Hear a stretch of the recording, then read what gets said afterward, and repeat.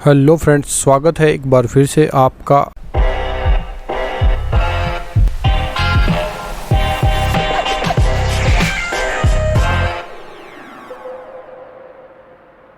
अगर आपके पास सीएससी है तो सीएससी के माध्यम से आप अपने पैन कार्ड में करेक्शन कर सकते हैं। और अगर आपके पास सीएससी नहीं है तो उसके लिए आप या तो UTI ITSL वेबसाइट, इसके थ्रू आप पैन कार्ड में करेक्शन कर सकते हैं, या फिर एक वेबसाइट है NSDL, इससे डायरेक्ट जाके आप यहां से पैन कार्ड में करेक्शन कर सकते हैं। तो मैंने आपको बताया दो कंपनीज़ है, एक NSDL है, एक UTI है। दोनों के माध्यम से आप पैन कार्ड में करेक्शन कर सकते हैं। और अगर CSC से करते हैं तो CSC भी इन दोनों के पास ही अपना डाटा भेजती है करेक्शन होने के लिए। या तो आप डायरेक्ट वेबसाइट से आप करेक्शन कर सकते हैं। यहाँ पर दिया हुआ देखिए, change correction in existing pan card. अगर आप पैन कार्ड पहले से आपके पास मौजूद है और उसमें आप करेक्शन करना चाहते हैं तो इस फॉर्म को आप भर सकते हैं। फॉर्म भरने का तरीका बिल्कुल सेम है, दोनों के अंदर कोई डिफरेंस नहीं है ज़्यादा। और अगर आप UTI से अपना पैन कार्ड मॉडिफाई करना चाहते हैं तो पैन कार्ड सर्विस पे क्लिक करेंगे आप, और पैन कार्ड सर्विस पे क्लिक करने के बाद इसमें आपके सामने जो ऑप्शंस आएंगे, ये देखिए UTI का जो पैन कार्ड का इंटरफेस है वो आपके सामने ओपन हो गया है। अब UTI में यहाँ पे ये देखिए, change correction in pan card, यहाँ से आप पैन कार्ड में करेक्शन अप्लाई कर सकते हैं। इसके अंदर दिया हुआ है apply for change correction in pan card details. आप यहाँ पर क्लिक करेंगे और उसके बाद सीधे आप फॉर्म पर पहुँच जाएंगे। तो ये फॉर्म आपने यहाँ से फिलअप करके आप इसको अप्लाई कर सकते हैं। और अगर CSC से आप करना चाहते हैं तो CSC के माध्यम से आप CSC को ओपन करिए और इसमें फाइंड करिए पैन कार्ड। तो पैन कार्ड सर्विस आपको यहाँ दिखाई दे रही है। तो पैन कार्ड की जो सर्विस है इसमें NSDL और UTI दोनों की सर्विस इसके अंदर अवेलेबल है, लेकिन फ़िलहाल जो NSDL की वेबसाइट है उन्होंने CSC से अपना कॉन्ट्रैक्ट में कुछ प्रॉब्लम चल रही है, इस वजह से वो प्रॉपरली काम नहीं कर रहा है। लेकिन आप UTI से अभी भी पैन कार्ड के अंदर चेंजमेंट भी कर सकते हैं और नया अप्लाई भी कर सकते हैं। अगर आप नया पैन कार्ड अप्लाई करना चाहते हैं तो नया पैन कार्ड यहाँ से अप्लाई करेंगे। अगर आप करेक्शन करना चाहते हैं तो करेक्शन का फॉर्म यहाँ से भरा जाएगा, रिक्वेस्ट टू चेंज। इस पर मैंने क्लिक किया तो फॉर्म ओपन हो जाएगा। अगर आप डायरेक्ट अप्लाई करते हैं तो भी फॉर्म में वही डिटेल्स आनी है, अगर आप CSC से अप्लाई करते हैं तो भी उसके अंदर वही डिटेल्स आनी है। तो मैं CSC वाले फॉर्म को भर के दिखा देता हूँ आपको कैसे ये फॉर्म आपका भरा जाएगा। सबसे पहले ऊपर दिया हुआ है स्टेटस ऑफ एप्लीकेंट, इसमें इंडिविजुअल ही रहने दीजिए। अगर आपकी कोई स्पेशल कैटेगरी है अलग से तो उसको आप सेलेक्ट करिए। वैसे मैक्सिमम जो आम साधारण आदमी का जो बनना है वो इंडिविजुअल के बेसिस पर ही बनना है। यहाँ पर अपना परमानेंट अकाउंट पैन नंबर ऊपर आपने लिखना है। उसके बाद applicant has to fill mandatory fields firstly but select tick mark only in the boxes relevant to the field from 1 to 11 that require a change correction। तो यहाँ पर ये देखिए, यहाँ पर टिक दिया गया है इस तरीके से। तो जिस चीज़ में आपने करेक्शन करानी है उसको ऐसे आपने टिक कर देना है।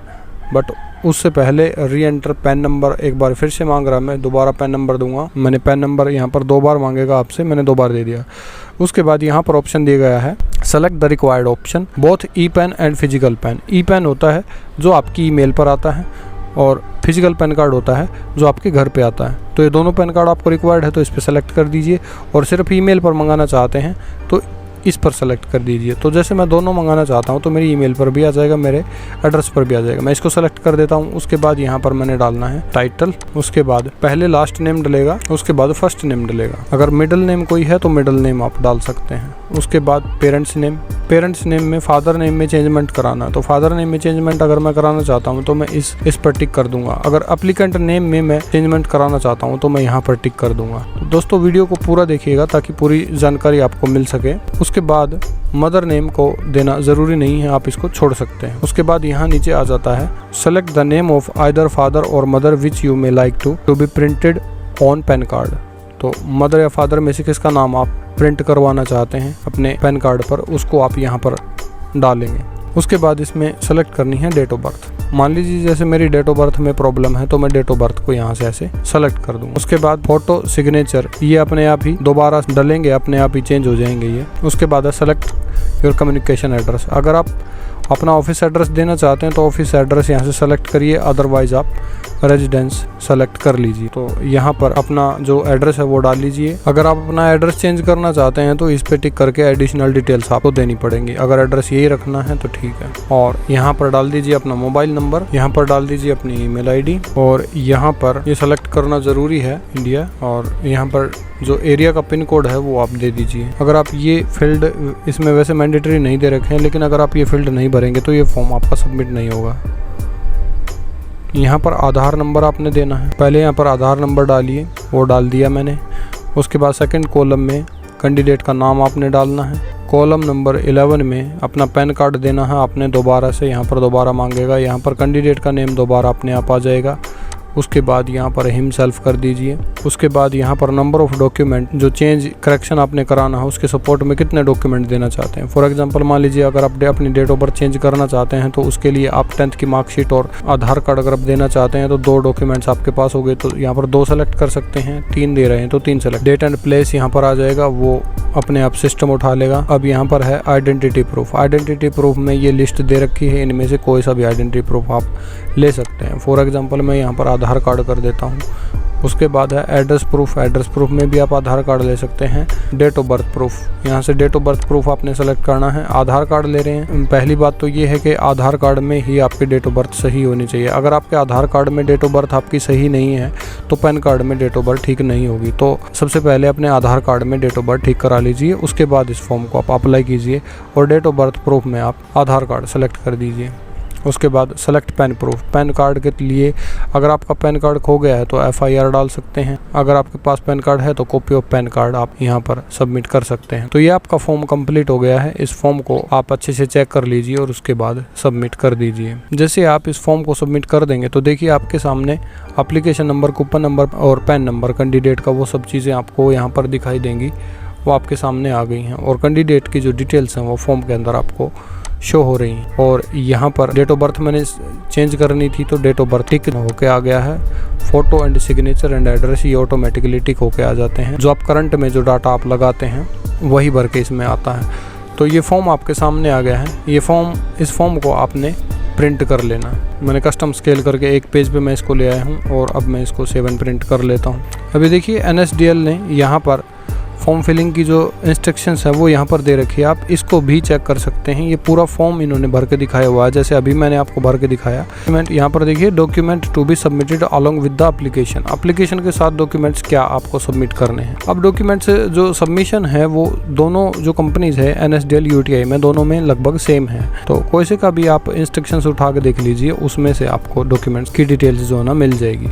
अब उसमें देखिए proof of identity, address and date of birth. अब किसी फील्ड में अगर आपको चेंज करना है तो उसके लिए आपको एक अलग से प्रूफ देना होगा। फॉर एग्जांपल अगर आप अपने फादर नेम में चेंज कराना चाहते हैं तो फादर नेम जिस डॉक्यूमेंट में सही है वो प्रूफ आपको इसके साथ लगाना होगा। फॉर एग्जांपल अगर आपके नेम में गलती है और आपकी 10th की मार्कशीट में और आधार कार्ड में नेम कुछ और है और पैन कार्ड में नेम आपका अलग है, तो आप 10th की मार्कशीट और आधार कार्ड दोनों इसमें लगा सकते हैं। अगर आपके पास आपकी डेट ऑफ बर्थ या आपके नेम के लिए कोई भी ऐसा डॉक्यूमेंट नहीं है जो प्रूव करता है कि आपकी डेट ऑफ बर्थ ये है और आप फिर भी डेट ऑफ बर्थ में या नेम में या फादर नेम में चेंज कराना चाहते हैं, तो उसके लिए आपको एक अलग से गजेटेड ऑफिसर का यहाँ पर जो दिया गया है, देखिए format for ID and address proof.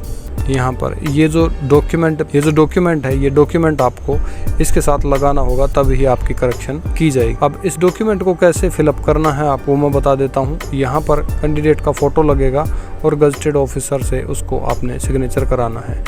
और इस फॉर्म के साथ आपने जिस गजेटेड ऑफिसर के आपने सिग्नेचर कराए हैं उस गजेटेड ऑफिसर की आइडेंटिटी की कॉपी भी आपने इसके साथ लगानी होगी। और यहाँ पर गजेटेड ऑफिसर क्लियरली मेंशन करेगा कैंडिडेट का नाम, कैंडिडेट का father name, date of birth and residence address, previous name in case of name change. अगर नेम चेंज कराया है तो पिछला नाम यहाँ पर डालेगा क्लियरली और यहाँ पर सिग्नेचर डालेगा और यहाँ पर अपना नाम, अपनी पोस्ट, डिपार्टमेंट का नाम, आइडेंटिटी कार्ड नंबर, उसका मोबाइल नंबर, वो सारी चीज़ें इसमें मेंशन करनी होंगी उसको, उस गजेटेड ऑफिसर को यहाँ पर मेंशन करनी होगी। और यहाँ पर इशूअर ऑफ इस सर्टिफिकेट को इशू करने वाले की डिटेल, ऑफिस की seal, date, place and office address with location, ये सारी चीज़ें इसमें उसने लिखनी होंगी। और यहाँ पर कैंडिडेट का नेम आएगा, जिस कैंडिडेट के लिए भरा जा रहा है, यहाँ पर उसका फादर नेम आएगा। वापस अपनी प्रोफाइल पे जाना है, प्रोफाइल में जाकर अपलोड डॉक्यूमेंट पे क्लिक करेंगे।